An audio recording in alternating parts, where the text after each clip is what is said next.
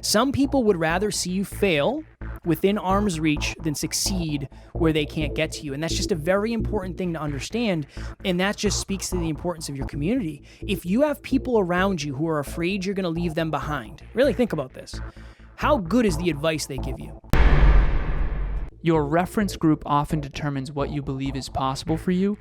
Are the people you're around people who believe in possibilities? Are they people who have goals and dreams? Are they people who are striving for greater? Next Level Nation, welcome back to another very special, as always, NLU weekly live podcast for week number 115, the importance of the people you surround yourself with. There are many quotes that we could use right now. You are the sum average of the 5 people you spend the most time with, all of that happy jazz. But we always talk about the importance of community. And there are many, many, many different pieces that we could touch upon. Today, we're going to do it a little bit differently, where Alan and I are going to share 5 points. We always say this is a live podcast, and for the previous 115 weeks, obviously it's evolved in many, many, many different ways, but we want to treat this more like a conversation and less like a speech. That way, Alan and I can really get into it. We can have a real conversation, ask each other questions, and that way it doesn't feel so presentation versus just a conversation amongst Jeff and Jeff. So the importance of the people you surround yourself with. Jim Rohn was, I think, the first person to say it, but I'm not sure. You are the sum average of the 5 people that you spend the most time with. Before we get into these 5 points, I'll tell a quick story. I've told this before. I was at dinner with a dear friend of mine, and I said she was, in an intimate relationship at the time, and I said, how often do you think of this person? Because you talk about her a lot. Like, how often do you think of this person? She said, oh, all day. I said, okay, that person is influencing you more than you realize. And for the sake of this conversation, I asked, how often do you think of me? We're close friends. Like, how often do you think of me? I said, I'm not fishing for compliments. Like, this is genuinely, I want to know the truth. And she said, I don't know, 15, 20 times a day. I said, okay, I'm influencing you a lot. That means 15 to 20 times a day, you're thinking about, what would I think of this? Or what would Alan do? Or whatever. And this is just, having coached people all over the world, the people you associate with, people get in shape together. And yes, unfortunately, people get out of shape together. People get wealthy together, and unfortunately, people go broke together. This is the way it works. And so health, wealth, and love. And the people you surround yourself with, how healthy are they? How wealthy are they? How in love are they? Because we really do learn more through osmosis, through conversation, through watching and seeing and doing, rather than just, being lectured at. That's part of why we've actually changed this format, is because I don't believe... Yes, I think theory is important. I think we have to learn. I think we have to take trainings and learn about these things in theory, but more importantly, we have to put them into practice. And the people you surround yourself with that are influencing you, that you're thinking about and contemplating every single day, they really are having a massive, massive impact on you. People will often say seeing is believing, and I think that's how most humans operate. I know I am that way for sure. When I see something, I'm more likely to believe it. I think that the closer you see something, the realer it seems. I'll never forget, Alan, when you and I went to Brendan Burchard's event. I don't know if it was the first one or the second one, but there's 3,000 people in this giant ballroom at this hotel, and there's this huge stage, and I think there's like 3 projectors and lights and music. And the last day, if you stick around long enough, you can go up to the stage and everybody's dancing. And I remember that when we went up to the stage, we didn't go on the stage, but I remember turning around and just looking at the room and thinking, oh yeah, this is like a whole thing. Being in the audience is good, but seeing this perspective from the stage, it feels realer. The closer to the stage you get, the realer the entire thing really, really seems. And where I'm going with this, I remember when I was younger, and I've always valued money. I've always thought about, how much money does this person make? How much does this actor make? How much does this rapper, this musician make? But I would look at these people, and when we were younger, there was a show called MTV Cribs. I don't know if you remember that show, Alan, but the whole premise was, okay, we're going to go inside of the house of a famous celebrity, an actor, a musician. And I remember seeing these houses, and it was like, there is no possible way this is going to happen. Like, there's no way this could ever happen to me. It seemed very, very, very far away. But when Alan and I got into this, and we did an episode recently on the number one lesson from being around millionaires, when we got into this, I remember the first time we interviewed a millionaire. And I was like, interesting. Okay, that person's like not that much different. Like, they didn't say anything that blew me away. You know, it doesn't seem like that crazy. We ended up interviewing a billionaire not long after that. And I remember, his name is Brian Sidorsky. He logged on with his phone, and he was like turning the phone all over the place. And at one point it was like up his nose. And I was like, all right, well, you know, he's obviously really good at some things, but he doesn't understand technology. That's interesting. And then we were mentored by David Meltzer, a net worth of $150 million. We spent time with him in person. We lived with one of our millionaire mentors for a month. And getting close to millionaires and seeing behind the scenes, it made me realize that it's actually realer than I thought. Your reference group often determines what you believe is possible for you. Imagine if you hung out with 4 millionaires for 10 years. The odds of you becoming the 5th millionaire are pretty high. But imagine if you hung out with 4 people who are, and I mean this empathetically, I don't mean anything negative about this. You hang out with 4 people who are struggling to make ends meet, and they're not focused on self-improvement, and they're in a very scarce place. The odds of you becoming that 5th person are pretty high. So that is the first point. Your reference group often determines what you believe is possible for you. When you see it up close, there's something different. If you value cars and you've never seen an exotic car up close, it's a different experience. It's completely different. It feels different. And I think it instills a level of belief in you that you may not have had until you saw it in person. Again, your reference group often determines what you believe is possible for you. I had a client once who was in an intimate relationship, and this person was constantly, from my perspective, there was a lot of red flags going off. And whenever I'm coaching people, I have a very deep look into their lives, and I need to get under the hood of the car, so to speak, in order to try to help optimize it.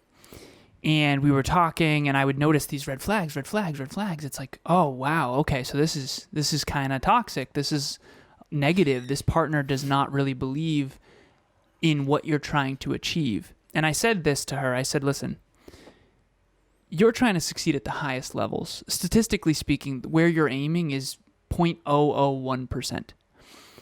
And I'm grateful that you've hired me to help you get there, but you have no wiggle room. Okay? This is going to feel nearly impossible, even with everyone supporting you. Never mind trying to drag someone who doesn't want to come with. And so I know this is hard, but you hired me to give you the hard truth. This is not going to work, and you need to reevaluate this. And here's why. I said, how is someone supposed to believe in you when they don't believe in themselves? I said, I've met your partner. I've talked to her. She doesn't have a lot of self-belief from my perspective. She doesn't have high goals. She doesn't have a lot of aspiration, and that's fine. That's her choice. But if you want to be understood and supported, you're going to need someone who believes in themselves. You're going to need someone who believes in you. You're going to need someone who believes in a brighter future and who believes in possibilities.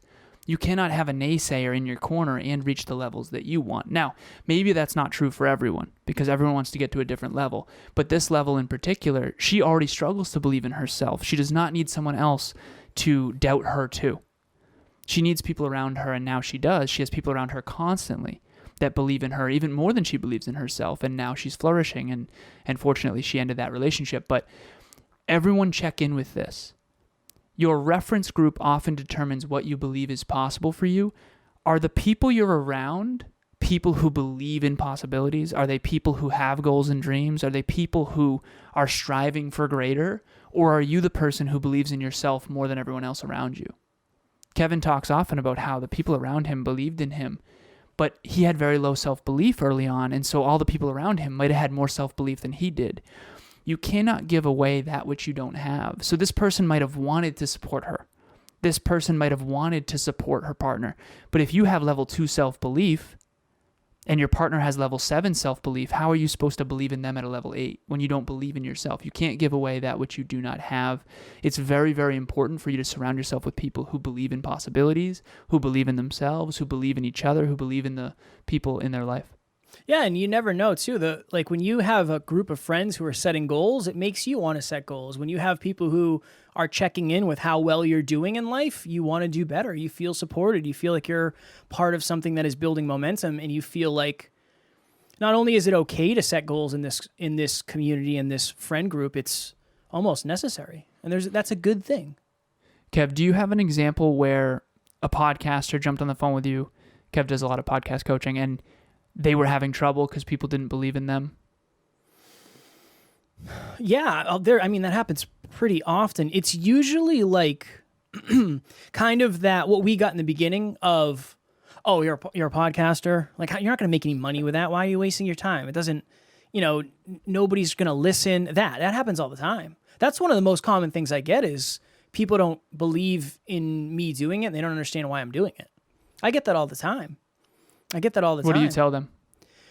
I always try to say, like, look, my question is this: how many of them are podcasters?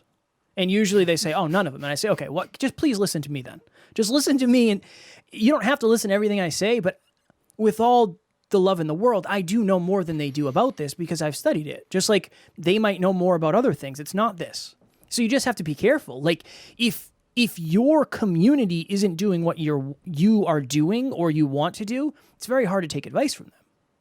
Because a lot of times they just want you to stay safe. Understandably so. I mean, I have empathy for that, obviously.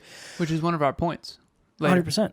100%. I'm going to stay in order because if we go out of order, I think this whole thing will go off the rails. Yeah, no, definitely stay. You want me to jump? No. You want me to skip? Yeah. Often, so Alan and I'll skip around. Alan and I often talk about our high school jobs. And I would say from all of the stories I have heard, oftentimes high school jobs really, really, really, really suck. And one of the reasons is you don't have a lot of skills or talent. Therefore, you don't have a ton of opportunities when you are in high school. So I remember I needed a job and I was like, I'm ready to get into this job market thing. I'm ready to make my own money. This is going to be great. So I went to one of my buddies and I said, hey, you're always talking about this like butcher shop you work at. You get me a job? And he's like, yeah, man, I can get you a job. And I was like, all right, cool. I go and it was the worst job ever. It was terrible. I'm like cutting up meat. I don't know what I'm doing. He's like, yeah, cut it at this like angle. It's like, I don't know what you're talking about, man. I've never done this before. So I quit naturally after one day. I quit because that's what I do. And after that, sometimes quits kid. After that, I was like, okay, well, I need to get a job. I was asking around and one of my friends worked at a gas station. And I said, hey, can you hook me up? And they're like, yeah, I'll talk to some people. And I ended up getting an interview. I ended up getting that job. And as you know, if you listen to the recent episode, I was fired from that job. Then I needed another job. So I talked to my uncle who worked at this building supply company and he was in logistics. And he said, yeah, I can get you a job as a forklift operator. And I was like, all right, that's pretty cool. I've never done that. It sounds fun. And then I ended up quitting that job. And then eventually I got the job where I made a lot of money and I was in the weatherization industry. Now, if any of those times you asked me if I could get you a job, the only job I can really get you is the one I have. I probably can't get you a job better than that because I don't necessarily have the skills or the talent yet. I had a friend who came to me when I was making six figures. I was making a lot of money. And he said, I'm looking for a job. Do you know anybody who's hiring? And I said, yeah, my company's hiring. I can get you a job. He's like, you can get me a job making that kind of money? And I said, yes, I can get you a job making that kind of money because that's the opportunities that I have at my disposal. Now, if you were to come to Alan and I today and say, okay, what jobs can you offer? We have a lot of different opportunities. You can be part of something that's growing so quickly and you can be in the ground floor and you could be a multi-millionaire in I won't say the very near future. In the future, you can be a millionaire for sure. But that's based on the fact that we have worked so hard to get where we are today. So the second point, the more next level the person, the more next level the opportunities. So if you're hanging around, and again, this is heart-driven but no BS. I don't mean any negativity. I pumped gas, so I really didn't have any other opportunities I could offer you because that's as far as I was. I don't mean anything negative by that. I'm just saying if you have people in your circle who have opportunities, they can at least create a bridge for you to have those opportunities as well. And your community, I mean, think about it. Where do you get most of your opportunities? The people you know, right? They say, hey, I have an idea. Hey, I have an opportunity. Hey, there's this job. Hey, come to dinner. Hey, I have a potential mate for you. Most of your opportunities come from the people closest to you. So you got to make sure and understand that your opportunities are directly related to the quality of those individuals. Everyone just recheck in. Again, the importance of the people you surround yourself with. We've heard this time and time again, but these points hopefully will really drive this home of like, oh, wow. And the question I want you asking yourself throughout this entire talk is the question that I've been asking myself ever since 26, which is, am I on a winning team? Am I surrounded by supportive people who believe in themselves and who believe in me? Am I around a lot of dream chasers who are trying to make the world a better place? Right? So ask yourself these questions throughout this, like, am I surrounding myself with people who make me better and who help me become better and who hold me accountable and who have high standards? Okay? So again, number 2, the more next level the person, the more next level the opportunities. The best example that I have of this is Kevin and I were on David Meltzer's podcast, one of the top business podcasts in the world, over 20 times. I'm not sure how many times. I think 23 times or something like that. And one of my clients that I actually got from that, she reached out and said, oh my God, I saw you on David Meltzer's podcast. We've had several people reach out to us and say, and we always ask, like, where did you find us? Where did you hear about us? And I remember for a while there when we were doing this, and whenever those episodes would launch, we'd get tons of listens. And so again, we were close with David Meltzer. We added value on his show. He came on our show several times, and we were exposed to a whole new network of all different walks of life that we never would have been exposed to. And again, that's the key here is your network, the people that you surround yourself with. Like, we invested a lot into that relationship with David Meltzer, and we got a lot out of it. We learned a lot, and that's just one example. And so one of my favorite clients that I've ever had came from when I was on David Meltzer's podcast. And so again, the more next level the person in your network, the more next level the opportunities are. And again, to Kevin's point, right? And this is why when we're young, we struggle with self-worth. I believe, this is my belief. I remember, and Kevin talked about his old jobs, when I was a busboy, I was making $7.25 an hour. I was 16 years old, and I had just got my new car, and I was working in Rhode Island as a cart kid. I would clean the golf carts. I would clean the golf carts, and I would clean people's clubs after they came in. The tips were actually really good with that. Really? And like I was a busboy action. as well. Interesting. Yep, exactly. Okay. And back then, I'm, doing really well in high school, and I'm trying to get into my dream school of Worcester Polytechnic Institute, and I have these big goals and dreams. But at the time, I'm 16. I don't know that much. I don't know how to be the general manager of the place, right? So I think that when we're young, we undervalue ourselves because we're young, and we don't have a network of multimillionaires yet. We don't have a network of podcasters all over the world yet. We don't have a network of clients from all over the world yet, right? Our world is very small when we're very small. And I think it's important to understand the compound effect of that. But to this point, if you're not building relationships with people who are going places, this is the thing that I hope will make this land. I remember I was on the phone with someone very close to me, and I really sincerely cared about her well-being. And I remember asking her very vulnerably, I said, have you thought about, like, are you on a winning team? And I didn't mean this with ego. This was a very vulnerable conversation. We were very emotional. And she's like, and I'm like, well, she's like, well, what do you mean? And I said, well, are you around a lot of people who have, like, bright futures and goals and dreams? Like, are you around a lot of dream chasers, like, who are really not just talking about it, but really chasing their dreams and growing? And she's like, no, honestly, Alan, only you. And I said, like, are you okay with that? Like, I know you love your friends. I do too. But, like, are you okay with that? Is that what's best for you? Right? And so I'll ask all of you the same question. Are you on a winning team? Are you around people who really can provide opportunities to you? Another opportunity Kevin and I got was to interview Evan Carmichael in his salsa studio in Toronto. And that's still our highest hitting YouTube video ever.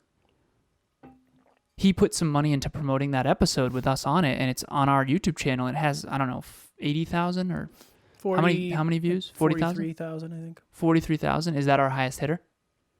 Yeah, so that's our highest hitter, right? So if we didn't know Evan Carmichael and Evan Carmichael wasn't a ridiculously successful YouTuber, we would never have gotten that opportunity.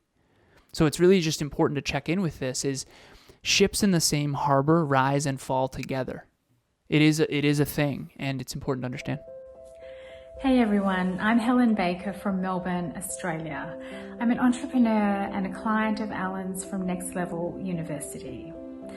I've had many business coaches in the past, and I can honestly say that Alan is seriously next level, and excuse the pun, but he has this unique ability to help you find a solution to your business problems using his intellect and his business modeling and his genuine, heartfelt desire to help you achieve your goals. I can be vulnerable with Alan, I can share anything and feel comfortable in his presence, knowing that at the end of our coaching sessions, I feel empowered to do incredible things. So if you're looking for a business coach, I highly recommend Alan because his advice and his ability to coach you will be instrumental in achieving your success.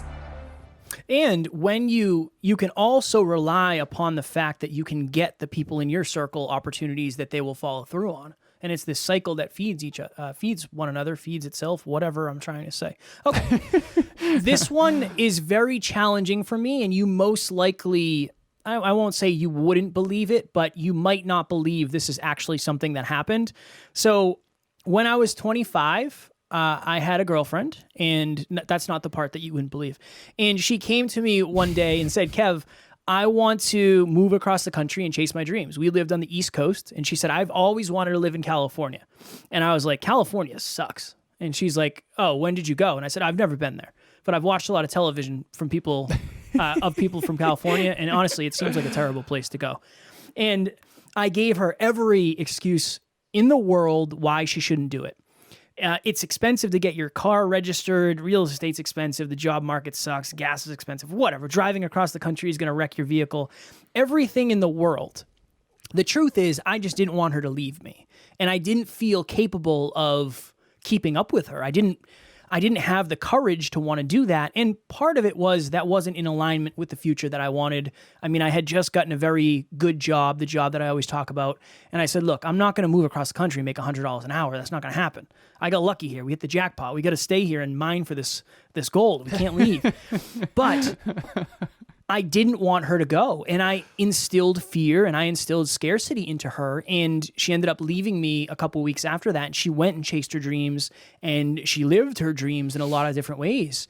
And the point here is, and this is going to sound harsh, but really think about it. Some people would rather see you fail with them than succeed without them.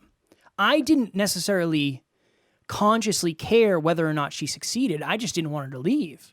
I would have rather failed with her than let her go and watch her find success because I was scarce. I wasn't abundant. I didn't believe I could keep the relationship. I didn't have the confidence in myself to pour that into somebody else. Now we quite literally do that every single day for a living, which is amazing, but I've been on both ends of this, so I very, very much understand it. It's not necessarily that somebody has a negative interest in you or they want to cause you harm. Oftentimes it's because people are afraid to be left behind. Some people would rather see you fail within arm's reach than succeed where they can't get to you. And that's just a very important thing to understand. And that just speaks to the importance of your community. If you have people around you who are afraid you're going to leave them behind, really think about this.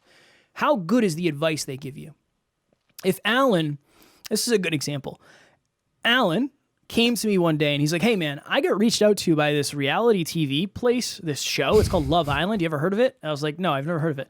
And we watched a trailer on it. And we were like, It was big in the UK at the time. Yeah. It's big I think it's big in the US now. I think it's big in the world. But Alan and I were like, never seen it. Let's take a look. And it's like, it's kind of like The Real World. It's kind of one of those shows. And I said, Alan, you can't do this. This is the worst idea in the sad history of bad ideas. I was like, imagine if Tony Robbins was on a dating show. like getting drunk, it wouldn't be good. But part of that was me being afraid that Alan would go and he'd be like super famous and successful and he'd forget about Jeff back home. So I like to think it was probably 95% of it was me saying, Alan, this is the worst idea ever. There was 5% that was like, what if, they're casting for the next Superman or something. He pops off, and then the Hyperconscious podcast is just me. So yeah, check in with that one. It's so interesting that you brought that up because I was thinking of that too when you were telling the story. It's so funny. Yeah, that was outside of integrity. It was, and for those of you who I'll go on air publicly saying this, the reality TV show is not reality. They were trying to get me to spew like all this drama. They're like, are wait, you so as like smart? Do you really need to study books, or is this kind of like a show? Can you be dumber than you are? This is the only interview in my entire life, and this will lead into my next story, which is also pretty synchronistic here. This is the only interview I've ever been on in my entire life where being smart was a bad thing. She's like, are you always so articulate? Or, it's funny. Anyways, so Kev, you talked about your girlfriend going to LA, and I actually didn't plan on this, so this is interesting. So I did actually go to LA. I went to LA in my early 20s with a close friend of mine. I wanted to work in show business. And we lived in LA for about 3 months. So if you walk outside my apartment and you take a right, it was very dangerous and dark. And if you take a left, Sunset Boulevard's right up there, and you can literally see the Hollywood sign from my apartment where I lived. And we drove across the country. It was a whole thing. We stopped in all the different places. We drove through Denver, Colorado, which is unbelievable. Saw the Rockies. So cool. But anyways, I was out there, and to this point, some people would rather see you fail with them than succeed without them. This was really hard on my family. My family was going through a hard time at the time. My girlfriend at the time was still a nurse in Boston's Children. I think she was an ER nurse at Boston's Children, and she worked per diem at Spalding Hospital. I forget the name of it. But she was calling me up regularly, very upset. My mom at the time and my sister were having a really hard time, and they were calling me up upset. And I talked to Kevin about this behind the scenes. I've never shared this, but I knew someone at SpaceX, and I was actually lined up for an interview at SpaceX. And I ended up canceling that interview, and I ended up going home. And, when I got home, I immediately was trying to help my family, keep the home, and all kinds of stuff. And I ended up doing, that's really where my corporate career really started to kick off, is because I came back from LA. I worked at Oz Development, and then I worked for Sensata Technologies, and then I worked for 2 other companies. I eventually landed at Cognex. I do inside sales, then I eventually do outside sales. So that's really what happened, is I came back east. And one thing that I'll say as well is WPI has a really big reputation in the Northeast. Out in LA, it wasn't quite as large, except for at tech companies like SpaceX, right? And so anyways, the moral of the story is that I do think on some level, my family and my girlfriend at the time were scared to lose me, scared that I would outgrow them, and understandably so, right? And so it's just really important to understand that, and this is something that I'm working on, because Kev, I appreciate your vulnerability and honesty, saying that you were that way to your girlfriend who wanted to go across the country. I do believe that some of the people that love me and care about me have had trouble supporting my goals and aspirations because of a deep fear that I might leave them behind, or whatever that is. But I've always worked hard never to be that. But I think that if people struggle to believe in themselves, again, to that same point, they probably struggle to believe that they can keep up, or maybe they struggle to believe that they want to keep up, or they struggle to believe that maybe they think they're protecting you because they actually think you're going to fail. Maybe you really did believe those things of California sucks and all that stuff, right? I mean, At the end of the day, I think it's just important to realize the truth of this, that Bob Proctor, shout out to Bob Proctor, he says this in a speech. One of my favorite speeches he gives. I have it saved on my YouTube, RIP to Bob Proctor. He says, they don't want you to leave, but you can't succeed sometimes unless you leave. They want you to win, but they don't want you to leave, and you can't win unless you leave. That's his exact words. And it really is true. It really is true. So heart-driven, but no BS. I had so many high school friends and college friends and corporate friends, so many, and I love them and they love me, and it's great. But the truth is, we are taking different paths, and that's okay. So whether it's me coming back from LA or Kevin's ex-girlfriend leaving him and going to LA, or it's you chasing your dreams, the only wrong answer is to sit back in complacency, stay the same, and to listen to people who don't believe in you, because at least you got to give it a shot. I don't regret driving across the country and living in LA for 3.5 months, because at least I tried and I chose to come home, right? So I don't have the regret of, I could have been in show business and I wish that I had done that, and I could have with SpaceX and all that. It all worked out for me, but at least I tried. At least I tried. I had to try. And quite frankly, living in LA, I didn't like it either. So there is some validity to what you were saying to your ex. I wasn't a fan when we visited. I liked Malibu. I liked the Pacific Coast Highway. LA, I did not like. I would not. I don't ever want to go back. Not there. a fan. Yeah, no, it looks so cool in the movies and stuff. I don't. That wasn't my experience. Okay, I want to. So we had a fourth one. You can do it if you want. I'm just going to jump by it because what we were just talking about. Did you just get super nervous? No, it's all good. I don't know what the fourth one is. 1 second. Some people. Oh yeah, no worries. Oh yeah, you'll find it. Okay. I think there's 3 types of people. There's people who want to see you win. There's people who want to see you lose, and there's people who don't really care either way. So Alan and I had a conversation last week or earlier this week, and just in the business, in the theme of being vulnerable, I said to Alan, this is one of the first times I've been able to be happy for you first before being sad for me. So Alan gave a training, and there was no Jeff. There was no Jeff 1. It was just Alan doing a training to a group, and I think that was the second one you've done this month. And I've been going on a ton of podcasts. And at one point, Alan and I did everything together. It was like we were attached at the hip. If Alan's there, Kev's there. Whether you like it or not, honestly, like Kev's got to come.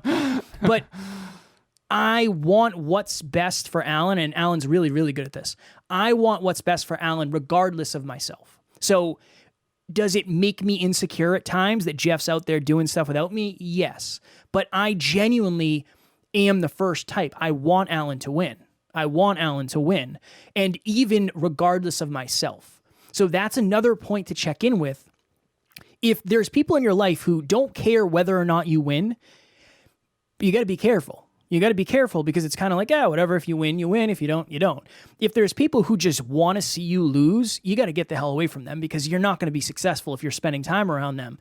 And if you can find the first type, if you can find people who want to see you win, and then if it's regardless of them, that's the real important people to be around because they're not scarce. They give you opportunities. They try to lift you up. They tell you the truth. Sometimes it sucks. Sometimes it doesn't. But I think that's an important thing, Alan. And I think that's something that you and I are very blessed to have. I have it more than you. I'm leaning into it. But you've always wanted to see me succeed regardless of you. And I'm very grateful. I'm very appreciative of that. I'm trying to mirror that back. I've been scarce in the past, but I think that's important. It's important to figure out what bucket is this person in. They want to see me win? Do they not really care whether I accomplish my goals or not? Or do they just want to see me lose? And then I would say the fourth type is they want to see you win regardless of themselves. That's probably the rarest type. So really check in with your relationships. I didn't always know this, and I think it's you and I masterminding behind the scenes have helped me understand this. I now kind of understand that wanting to see someone else succeed regardless of yourself, I think there's some truth to the statement that you have to believe you'll succeed regardless, in a way. Because if I really did believe that, like, you were the only way I would ever be successful or achieve my dreams, then of course I'm going to be more scarce. I think there has to be an abundance there. It goes back to the you can't give away what you don't have. So I think that you've gotten to a place in your life where you have enough self-belief to where you really can survive, be supportive and be supportive in that way. And I think it's awesome. I really do. That. Of course, brother. I definitely wouldn't like win, but we'd keep the train. The train would go. I can't promise how fast or how far it would go, but I would try to keep this thing chugging along for sure. I think you'd crush it, man, honestly. And I do think we're better together than apart, so I don't think you'd crush it at the same level. But let's not test the theory. Let's take a couple of years off, see how it goes. This I think will be a relatable story to make this land with the three people. Emilia is someone who wants to see me succeed regardless of herself, and I know that a lot of that is predicated on the fact that she believes in herself so much. But and And I'm vice versa, and I want to see her win. And one of the promises I made her when we first got together 2.5 years ago was, I will always do anything I can to help your light shine as bright as possible, and I will always protect your heart. And what I mean when I say your light shine as bright as possible is no matter what my insecurity, no matter what happens, if you want to go and achieve big things, and I know she will, I will never take wind out of your sails. I'll always put wind into your sails, even if I'm not a part of it or whatever. And this is a simple example, but I think that it's the small things that matter. So I get to eat a lot more calories than Emilia. So Emilia is much smaller. I'm 6'2". I think she's 5'4", and her metabolism is not quite as high as mine. So I get to eat like 2,000 calories, give or take, and I can still lose weight. And so it's the other night, right? And I am so sick and tired of chicken and rice. It's not even funny. I'm just like, I do not want to eat a salad and chicken and rice again. I am so tired of this. And I know that it's really hard for her to go out to eat because for her, she doesn't get to eat as many calories as I do. And we both fast during the day, and we're both committed to a cut this summer. And Kevin and I have the 10 pounds in 10 weeks weight loss challenge. Weigh-in is August 1st. And I will have to dehydrate the hell out of myself for that. I'm joking. But anyways, so the other night, I really want Chinese food. Okay? And I'm just craving Chinese. I'm craving anything other than chicken and rice. And if you've ever been there, you know what I'm talking about. So we go for a run with Tucker out hiking, and it was awesome. And I'm like, so here's the thing, right? I'm being a little bit selfish right now. I don't want to eat chicken and rice. Don't let me derail your goals. Okay? What are your thoughts on getting Chinese tonight? But part of me didn't even want to ask because I want to support her more than I want me to have Chinese food. And so I literally have said, if you don't want to get Chinese, seriously, if this is not aligned with your goals, I won't eat Chinese either. Now, she's not asking me to do that. I could easily go get Chinese and have her eat chicken and rice next to me, but that is just cruelty, right? That is cruel. So we ended up getting Chinese. It was aligned. It's all good. She just ate very little. She had like 1 cup of lo mein and like very little, but she did eat it and it's all good. But my point is that's the level of dedication that people can have at supporting your goals and dreams. Like, listen, I won't get pizza if it's going to tempt you. That's the level of support I want people to have for you. Remember, some people don't care about your goals. They really don't. And I think it's important to be around people who do. That's what I'll end that with. All right, we have 3 minutes before the Q&A, okay? Mm-hmm. I'm going to hammer this. Okay. I'm going to do a minute and a half. You do a minute and a half, okay? I'm ready. Okay. You know I'm good at this. Yeah, you're the best. All right, Alan, myself, and one of our team members was on a call recently. And I started crying because I felt like I had let not only Alan down, but I had let this team member down. And shortly thereafter, Alan started crying. And it was this very real moment of like, hey, we feel like we failed you. We have been taking L's, just loss on loss on loss on loss. And we're just overwhelmed. We're spread thin. And we just need a W. We just feel like we've been letting everybody down. And that person messaged us later or the next day and said, hey, something along the lines of, I'm so grateful to be on a team that has such good leadership. As good of leaders as you two, I really appreciate you being vulnerable, or I don't remember the exact verbiage, but it was something along the lines of, thank you so much for being great leaders and being vulnerable and being real and authentic and caring about me as a human being. So the last point, the quality of your relationships is equal to the level of vulnerability in them. One of the reasons Alan and I are such good business partners is because we're very vulnerable with each other. We tell each other the stuff. We say, hey man, that after this episode, it's going to be like, hey, I feel like you did better. Or, hey, I feel like you didn't do that great. And Alan will say, hey, I feel like you did better. Or you didn't do that great. Our relationship has gotten stronger over the years because we've been more vulnerable with one another. That's right on time right there. Nice. Strong work. Good luck, son. I've been listening to a lot of Brené Brown recently, and in book club, by the way, the poll is in Next Level Nation, and 2 Brené Brown books are in there. And I'm such a huge fan. I mean, I can't wait to interview her one day. But anyways, so regarding vulnerability, she talks a lot about shame, and I only have a minute here, so I'm trying to figure out how to do this. Emilia and I, the example that I have for this one, we created, this is a Mean Girls reference, I think. So some people will get this, some people won't. It's called The Burn Book. It's a shared album. We have a shared album in our iPhone, iCloud, and it's called The Burn Book. And we're going back and going through high school and college photos together. And we tell each other stories about our past because we want to learn each other at the deepest level. And some of I know this sounds fun and playful, but some of them are not the most, some of the photos are not me in my best moments. Let's just say not the most flattering.